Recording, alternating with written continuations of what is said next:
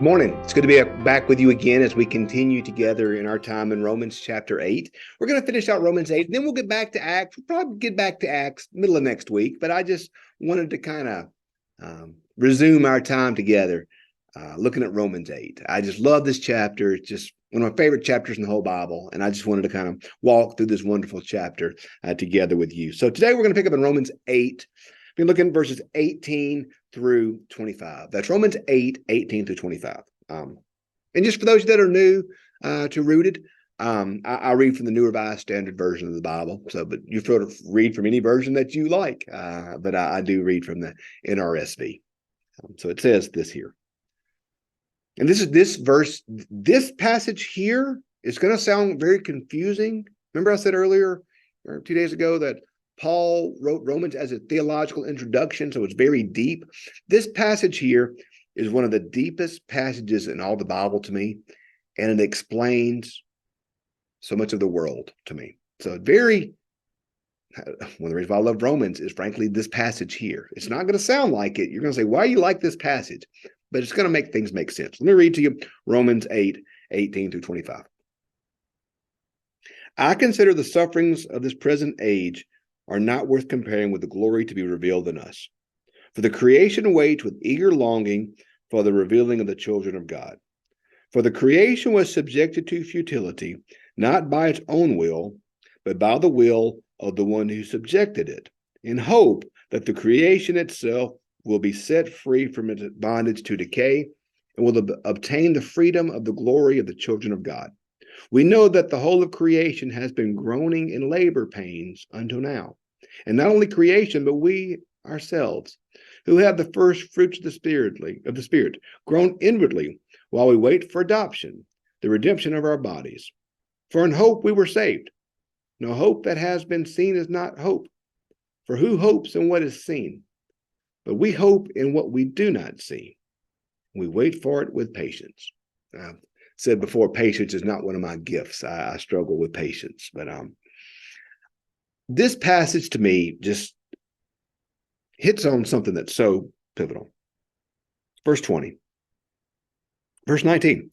For creation waits with eager longing for the revealing of the children of God. For the creation was subjected to futility, not by its own will, but by the will of the one who subjected it, in hope that creation itself will be set free from its bondage to decay, and will obtain the freedom of the glory of the children of God. Okay. When I was living elsewhere, I grew up Bogota, had family in New Orleans. I had aunt and uncle that lived across Terrytown, Gretna. So growing up, we went to New Orleans all the time. I love New Orleans. It's been a running joke for me and Holly that I'm going to get her to move to New Orleans one day, and she will never move to New Orleans. If you live in New Orleans, I apologize for watching this. She's not a fan of New Orleans. I love it. I just love New Orleans.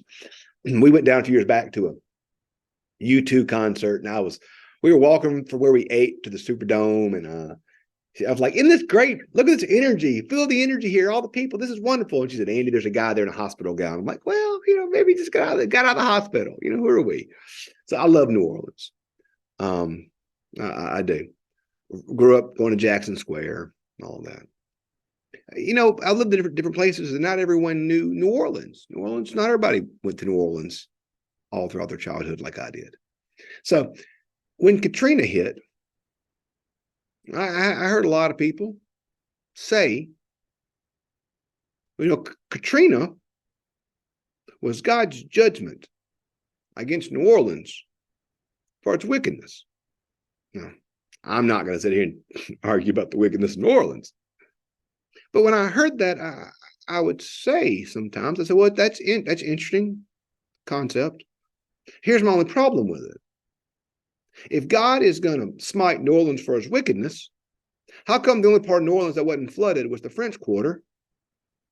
And the place that got the most damage was the poorest of New Orleans in the lower Ninth Ward. It doesn't seem to align with Scripture that the way God's going to punish the wicked is to kill the poor people. That just doesn't seem right. It doesn't seem like something God would do. And to me, Katrina was not God's judgment against New Orleans. Katrina was an example of Romans 8. For creation was subjected to futility, not by its own will, but by the will of the one who subjected it. Y'all, we live in a fallen world. We live in a world of hurricanes and tornadoes. We live in a world of sin and of violence. We live in a world where things are disordered. Things are not as God intended. When Adam and Eve fell in Genesis 3, if you read Genesis 3, you see that God pronounces curses on Adam and on Eve and on the serpent. But because of Adam's sin, Adam and Eve's sin, we see that even creation was suffered the consequences of human sin.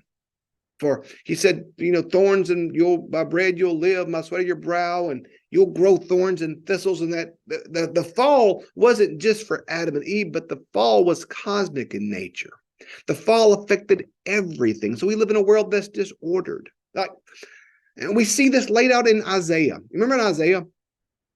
When God paints this picture of what eternity will be like, beat their swords into plowshares and all that. But he paints this picture that says the lion will lay down with the lamb. The child will stick his hand in the snake hole and not be bitten. What happens in 2023 if a child sticks their hand in a snake hole? They're going to be bit. What happens if a lion lays down lamb? Let's say a lamb goes to snuggle up with a lion. Well, somebody's getting lamb chops for supper. Like, we live in a world that's disordered, but it's not God's will. It wasn't God's perfect will. But see, creation was subjected because of the fall. And one day, all of creation will be redeemed. What does it say in Revelation? Look, I behold a new heaven and a new earth coming down from heaven as a bride adorned for her husband. So we see that God's salvation, ultimately, God's restoration is not just for me and for you as humans, but God's going to redeem all of his creation. God's going to restore all of creation, because it says here that creation has been groaning in labor pains until now. And not only creation, but we ourselves, for we are the first fruits of the Spirit, grown inwardly while we wait for our adoption, for our redemption. For it's in hope we were saved. So the reason why I said this passage is so pivotal, because it tells us where all the trouble comes from. It's the effect of the fall.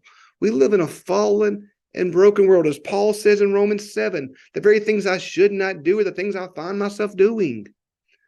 I'm broken. I am sinful. As the old hymn goes, prone to wander, Lord, I fear it. Charles Wesley wrote in that wonderful hymn of the faith, Love Divine. Finish then thy new creation, pure and spotless let us be. Let us see thy great salvation perfectly restored in thee, changed from glory into glory.